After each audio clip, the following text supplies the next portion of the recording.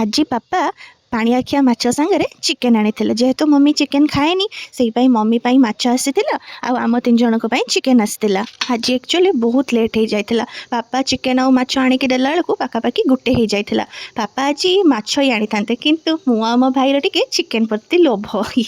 ସେଇପାଇଁ ଆମେ କହିଲେ ବାପା ତମେ ଚିକେନ୍ ନେଇ ଆସ। ଆଉ ମମ୍ମି କହୁଥିଲା ଯେ ସେ ମାଛ କରିଦେବ, ମୁଁ କହିଲି ରହ ମୁଁ କରିଦେବି।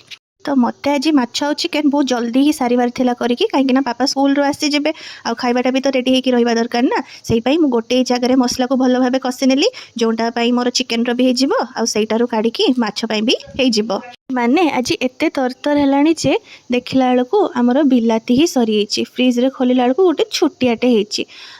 ସେତେବେଳକୁ ଆଉ ମୁଁ କ'ଣ କରିପାରିଥାନ୍ତି, ସେଇପାଇଁ କ'ଣ କଲି ନା ଟମାଟୋ କେଚପ୍ ନେଇଗଲି, ସେଇଟା ପକେଇକି ଟିକେ ଆଡ଼ଜଷ୍ଟ କରିଦେଲି। ଆଉ ବାପାଙ୍କୁ ଟମାଟୋ କେଚପ୍ ଏତେ ବି ପସନ୍ଦ ନୁହେଁ, ତାଙ୍କୁ ମିଠା ଲାଗେ।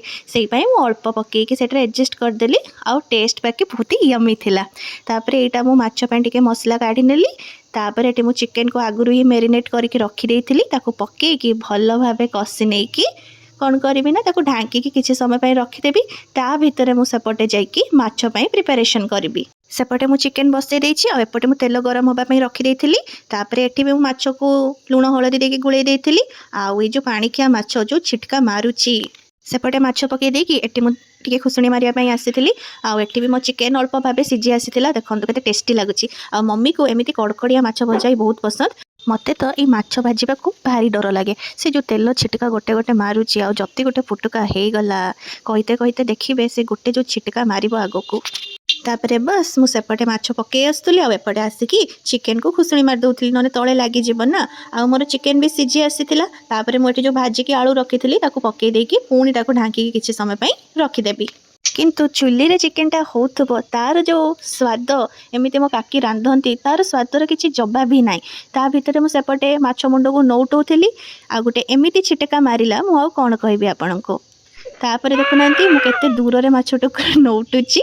ଏଇଠି ମୋର ମାଛ ଭଜା ପାଖାପାଖି ସରି ଆସିଥିଲା। ଏଇଟା ଲାଷ୍ଟ ଗୁଡ଼ା ଥିଲା, ତାକୁ ମୁଁ ପକେଇଦେଲି।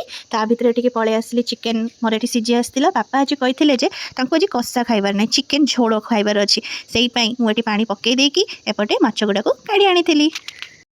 मैं तो थक गई, मैं तो बहुत थक गई। ତାପରେ ମମ୍ମି ପାଇଁ ଯେଉଁ ମସଲା କାଢ଼ି ଆଣିଥିଲି ସେଇଟାରେ ମୁଁ ତା'ର ମାଛ ଝୋଳ ପ୍ରିପେୟାର କରିଦେଇଥିଲି। ଆଉ ଏପଟେ ମୋ ଚିକେନ୍ ବି ଫୁଟି ଆସିଥିଲା, ହେଇଗଲାଣି ମୋ ମାଛ ରେଡ଼ି। ଏଠି ପାପା ଆଉ ମୋ ପାଇଁ ଭାତ ମୁଁ ବାଢ଼ି ଆଣିଥିଲି, ଯେହେତୁ ମୋ ଭାଇ ଗାଧୋଇବା ପାଇଁ ଯାଇଥିଲା। ଆଉ ଜାଣିଛନ୍ତି ତ ଭାଇମାନେ 2ଟା 3ଟା ନହେଲେ ସେମାନେ ଗାଧେଇବେନି।